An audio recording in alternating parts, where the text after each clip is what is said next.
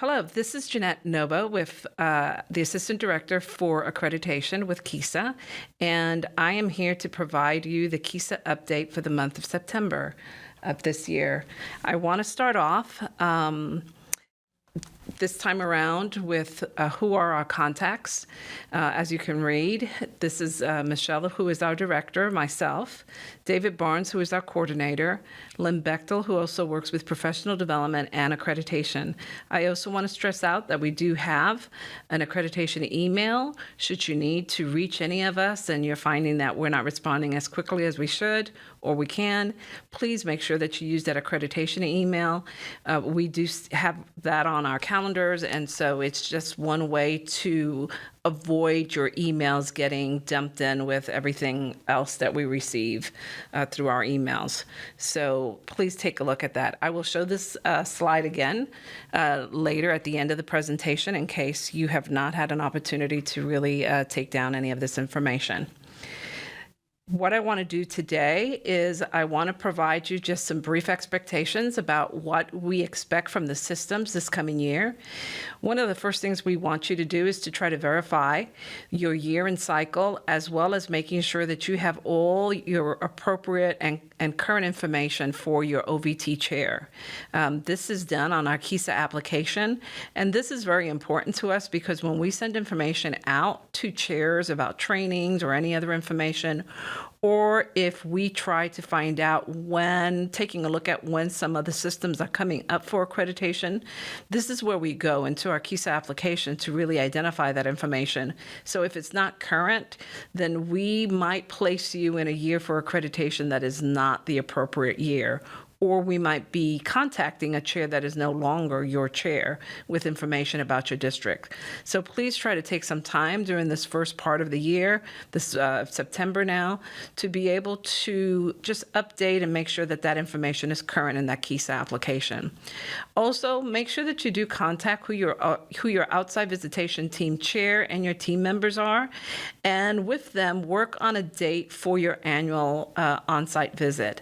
I say that because sometimes as it is every year, we have educators who are changing positions and moving from one district to another. And sometimes because of that move, they find that they can no longer serve in certain positions that they were volunteering for. And so it's important that you know ahead of time whether or not your OVT chair and your team members are still the same ones that you had been expecting to have for this coming year. So make sure that you take a look at that and contact them, and very important, work on that on-site visit date early in the year. Calendars, as we go on throughout the year, they get very busy, and trying to find a time and a date that you can bring all these team members together tends to be a little bit more difficult the closer you get to the time that you want your visit. So do that early. Also, make sure that as a system, you're meeting with your district leadership team as well as your building leadership team to review and analyze any of the data and determine the implementation success and impact on on your plan. Make sure you know whether or not what you said you were going to do is working. Are your buildings having an impact with their goals and their strategies or interventions that they're trying to do? How is the district support for what's happening in the building being successful as well? So this is the time to actually review and analyze your data. Reviewing and analyzing data is not something that you just do at the end of your cycle. It is something that's done every year. It is a constant circular process to be done. Also, ensure that all your system staff understand that data and evaluation of implementation, that they can talk about what's going on so that when your visiting team comes in, it is not only your district leadership team speaking, but also that you have your teachers involved and that you have your building level leadership teams involved and that they understand what is going on with your improvement process. As far as continued system expectations, one of the other things that the systems need to do this year is complete their system yearly update for the year in their cycle. So if you are a year 4 system, you're going to be completing your system yearly update year 4. If you're a year 5, you're going to be completing your system yearly update 5. Make sure that report, that system yearly update, is completed prior to your visit and hopefully prior to your agenda setting. The reason I say that is your chairs and your OVT members would like to review that report prior to your agenda setting, so that if they have any needs based on what they read on your report that they would like to include as part of the agenda for the visit on that day, that they can do that at that point in time when the agenda setting is being done. This is very important. Please try to complete that system yearly update prior to the visit and prior to the agenda setting. The chairs and your OVT team does need to look at this data ahead of time. All reports are found in the KESA authenticated application.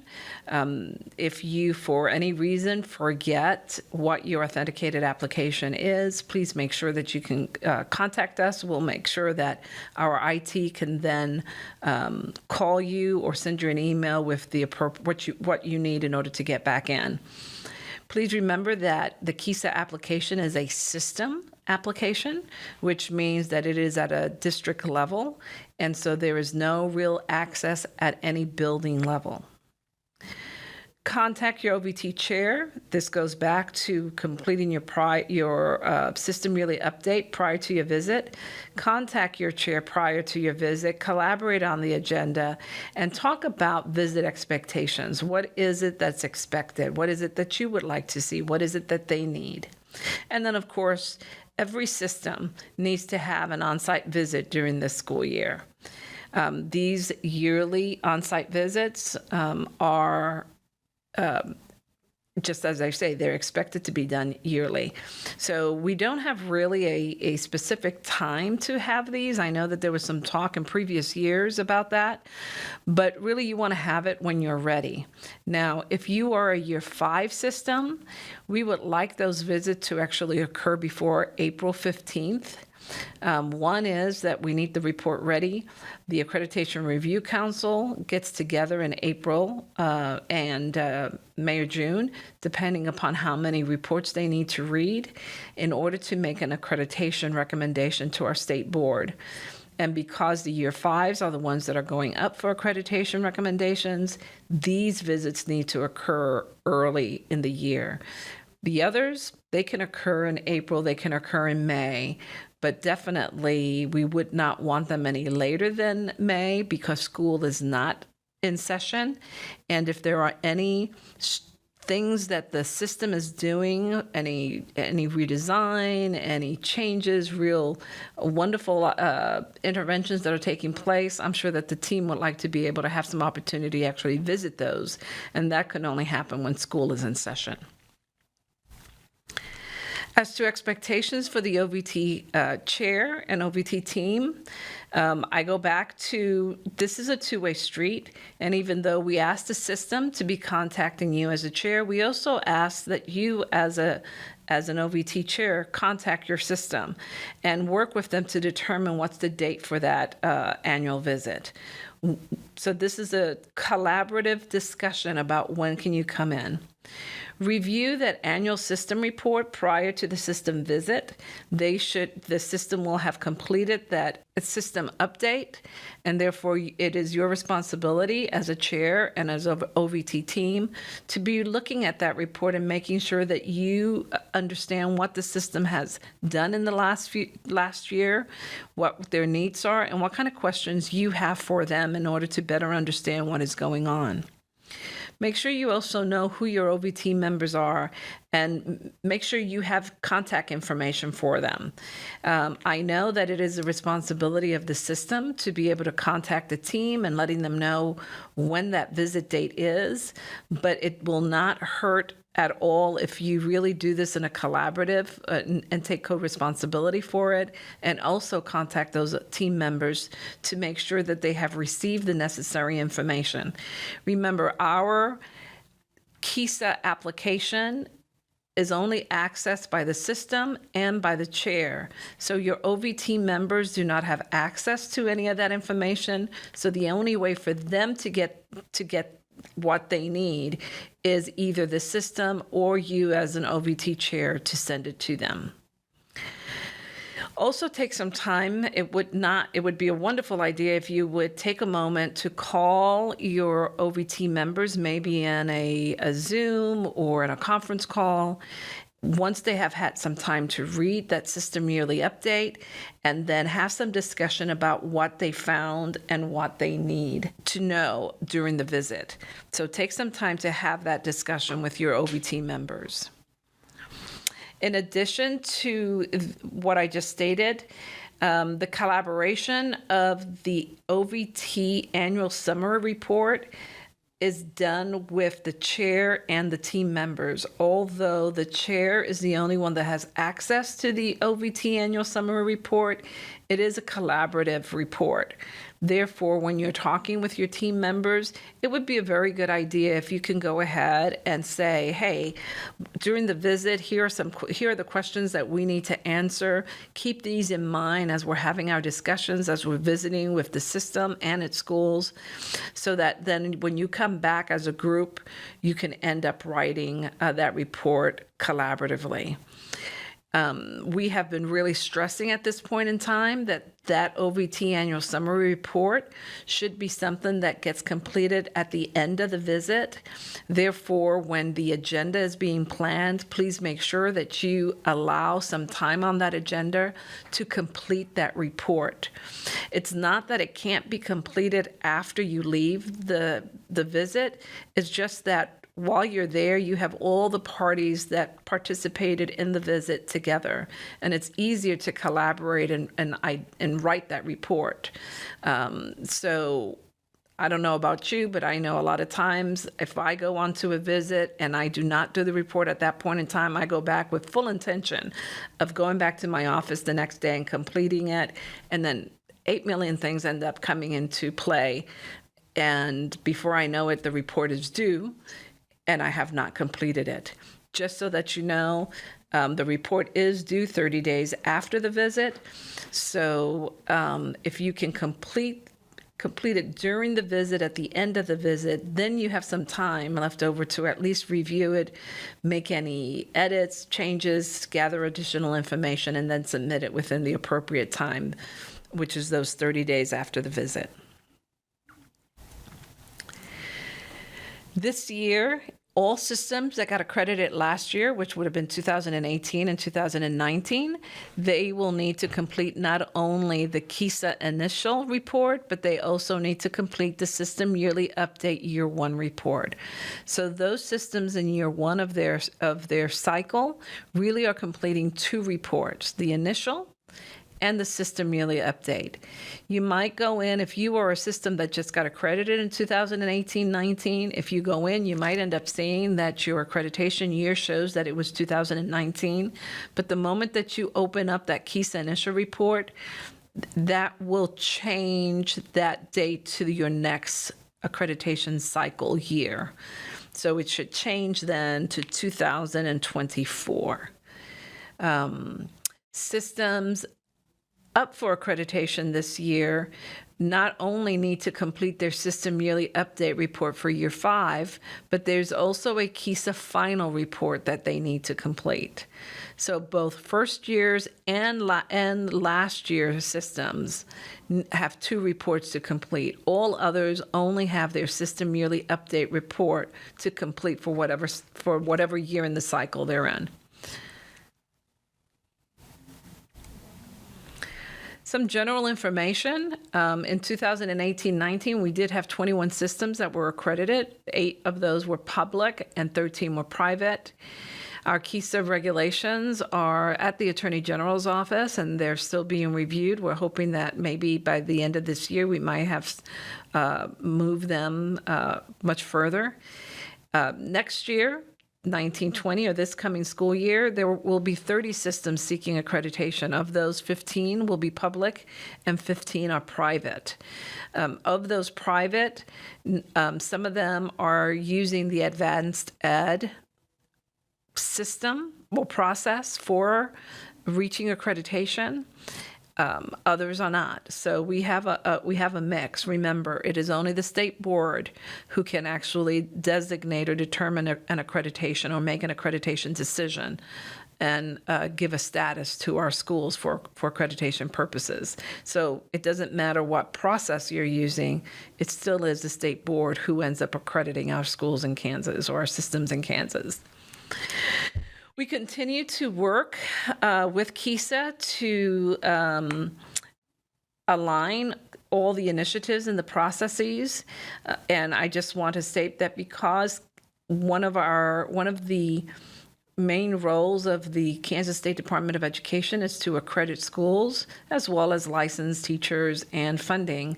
KESA is the overarching process for systems, and so it's a matter of not seeing it as something that just needs to be done, but more of a process for change and a way to incorporate other initiatives like redesign and those board goals to them as well.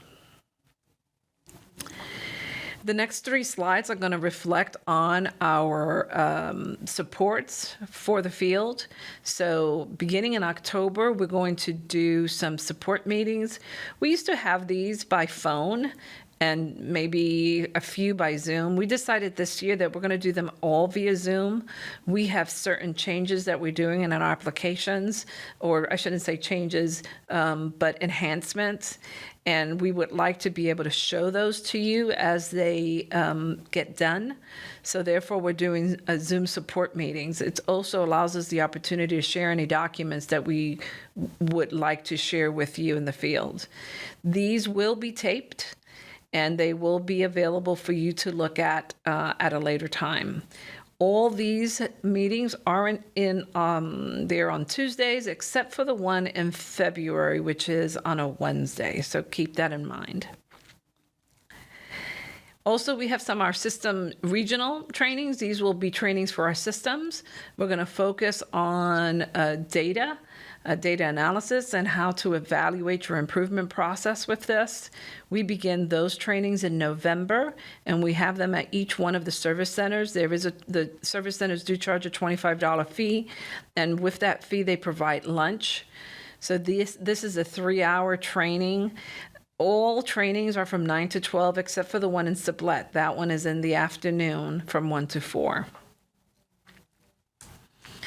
We are also enhancing and doing our OVT chair training again. This is additional skills training for our chairs. So it is not necessarily for new chairs, but chairs who have already been trained and would like some additional supports on how to work with their systems. Again, these start in November as well. And here's the registration link. These are a little bit longer. These trainings are from 9 to 2 because we have some practice. We want to be able to practice some skills, building on those skills during these trainings. So they are a little bit longer. Again, there is a $25 registration fee that the service centers do charge, and those are for the lunch and the snacks.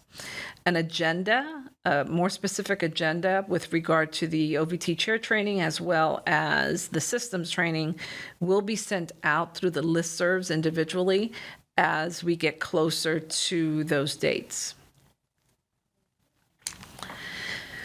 The Accreditation Review Council, which we call the ARC, will be having 7 meetings this year. This is the council that reviews all the documentation from the systems in order to make a determination about accreditation decision for the state board.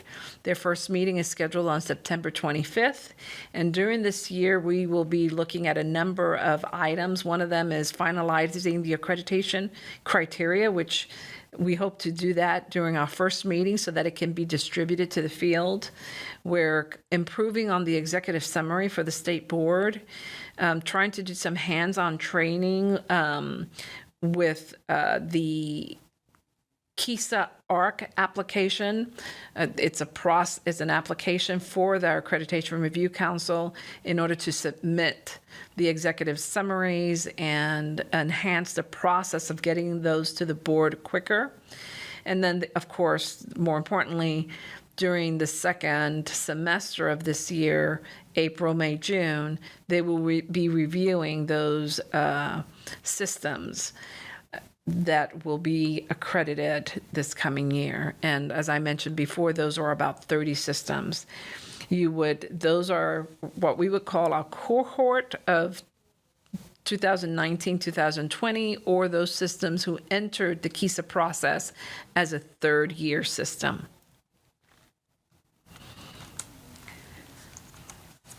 The Accreditation Advisory Council will also be meeting this year. This is the group that provides us with feedback and advice on how to improve the KESA process. They will be meeting 5 times this school year. The first meeting is scheduled for September 9th in Wichita. And some items for discussion this year are completion of the KESA rubrics with the alignment to the redesign principles, talking about a 20 to 30% system spot reviews of the KESA documentation, and of course, maximizing on their talents and supports of KESA. Here is our KESA Contacts all over again. This is the same slide that we had, that I had when we first started this presentation. And of course, I'm Jeannette Nobo. And if you have any questions, please don't hesitate to give me a call or send me an email at any point in time. Thank you for your attention.